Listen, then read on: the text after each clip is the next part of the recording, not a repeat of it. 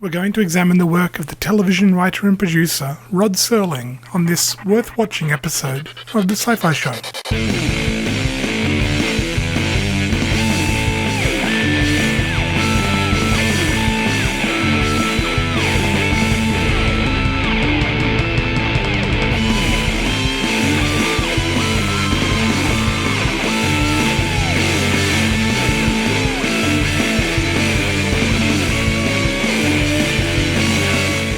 Rod Serling was an American television writer. He is best known for his work on the Twilight Zone that ran from 1959 to 1964, and Serling, always the prolific screenwriter, penned 92 of the 156 episodes of the show, and fought over the years to get and maintain creative control. Serling also served in the army in World War II, seeing action in the Philippines and helping with the occupation of Japan at the end of the war. Serling died on July 7, 1975 during open-heart surgery. I first encountered the work of Rod Serling in the Twilight Zone and always left a lasting impression on me. I have very fond memories of going to an old cinema in town that showed old episodes of the Twilight Zone on their quite small big screen on a Saturday night. I assume the cinema is long gone, but it was a fun way to spend a Saturday evening with friends when I was a teenager. Serling got his start in writing at high school after his 7th grade English teacher Helen Foley encouraged his writing talent. However, when he finished high school, the Second World War was raging and Serling wanted to do his part, so he enlisted with his older brother, Robert, on the day he finished high school. Serling joined the 511th Parachute Infantry Regiment of the 11th Airborne and shipped out to fight the Japanese in the Pacific, much to his disappointment, as he had hoped to go to Europe and fight the Nazis. He first saw action on the Philippine island of Leyte in 1944. He also served during the battle for the Philippines, in which he was wounded. After healing, served in the occupation of Japan at war's end. The war left a lasting mark on the young private, and he had flashbacks and nightmares for years afterwards. He was possibly suffering from what we recognise today as PTSD. Serling turned to writing after the war as a way of dealing with everything he'd experienced. After demobilization, he turned to writing professionally for radio, doing copy work for ads and other things while spending his off time writing scripts for radio plays and trying to sell them to broadcasters. He met with some success, but really found his medium when he tried his hand at screenwriting for the new technology of television. After numerous rejections and a slow start, Serling got a big break in 1955 when the nationwide Kraft Television Theatre used Serling's script Patterns, which was a hit. This was Serling's 70-second script, and Serling had no real expectations for it, and he missed the first broadcast of Patterns. Patterns was so successful that it was the first or one of the first television plays that was scheduled for a rerun, which at the time meant repeating the performance with the same cast. Serling started selling a number of scripts at this point. You can find a link to Patterns in the show notes. Serling's career took off, and with his next major sale, Requiem for a Heavyweight, which was aired on Playhouse 90, Serling had the first of many run-ins with sponsors and censors. Playhouse 90 was sponsored by a lighter manufacturer, and they asked for the line "Got a Match" to be changed because the sponsor was concerned about negative publicity for their product. Likewise, a later script of Serling's was edited because the show it was run on was sponsored by Ford, and the story used the Chrysler building as a backdrop. Serling had regular run-ins over such things, and he knew that the only way to get out of this was to get his own show and maintain as much control as possible over it. Serling worked for and managed to get a pilot script to be considered by CBS for the Twilight Zone. The script, The Time Element, centered on the story of a Pearl Harbor veteran who sees a psychiatrist for nightmares and flashbacks of the Pearl Harbor attack.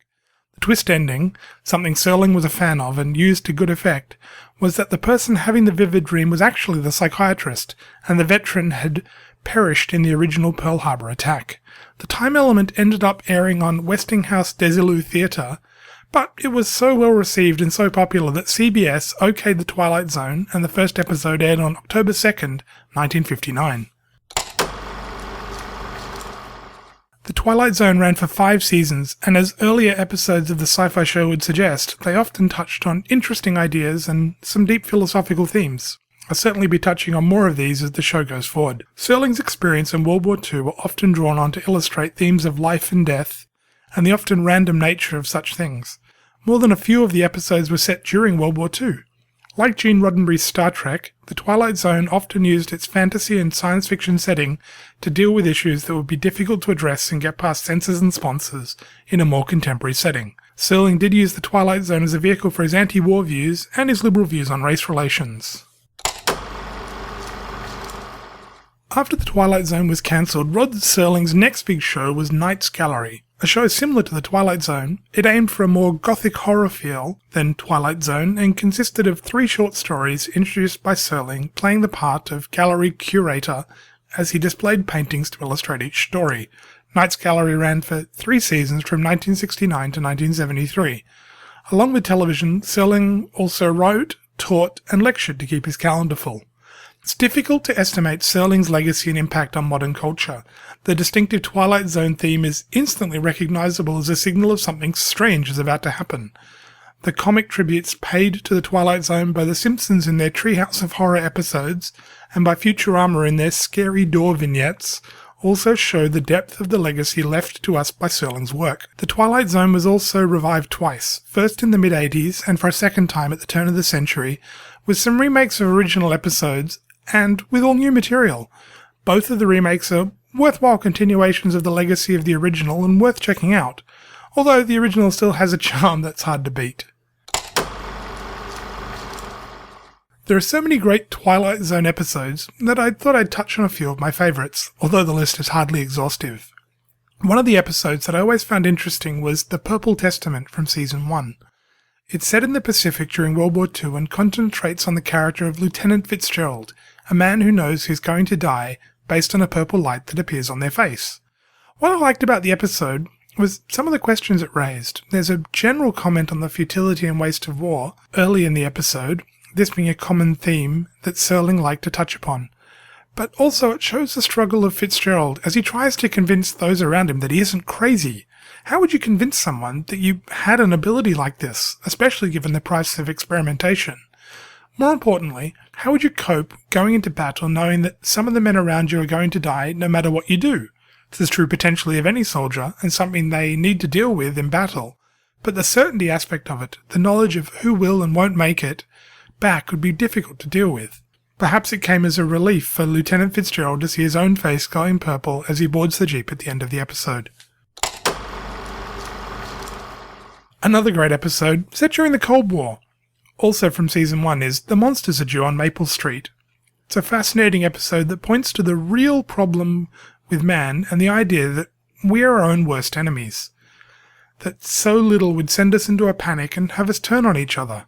They remade this episode for the 2000s series of The Twilight Zone and replaced who was studying the people on Maple Street. I think the original was better, but both are interesting explorations of the irrationality of crowds of scared people and the difficulty a voice of reason has prevailing. Finally, there's the classic episode To Serve Man, an amusing tale of a human saviour from the stars, the Canamites. These benefactors for mankind do turn out to offer humans the solution to all their problems, solving war, famine, disease, and all their other problems. It appears to be the most wonderful gift possible, and humans travel to the Camanites' homeworld to see the utopia for themselves. The only problem is that the book the Camanites carry, To Serve Man, turns out not to be a tome on acts of service and charity, but instead a cookbook. An interesting tale that warns against taking at first glance any offer to solve all of your problems for free. I always enjoyed this one for the ramifications for human politics. Humans are always listening to politicians and other leaders that offer them something for nothing. Usually you don't end up as dinner, but the parallels are there. There are so many great Twilight Zone episodes, and I'll definitely be revisiting the Twilight Zone in future episodes of the show.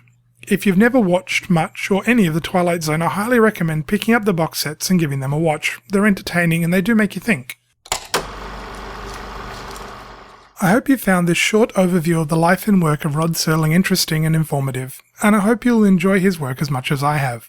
You can find more information and links to purchase his works in the show notes on scifishow.com. I can be reached with comments via thescifishow@gmail.com.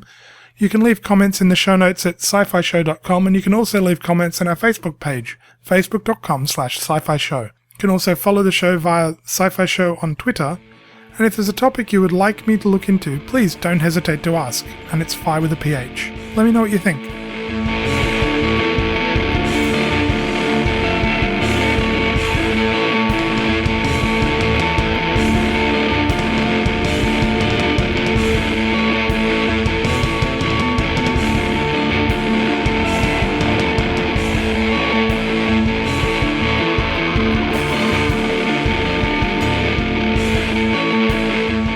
The Sci Fi Show is recorded under a Creative Commons Attribution Non-Commercial Share-alike 3.0 license, and the music is provided by Furious J and Maniacal M.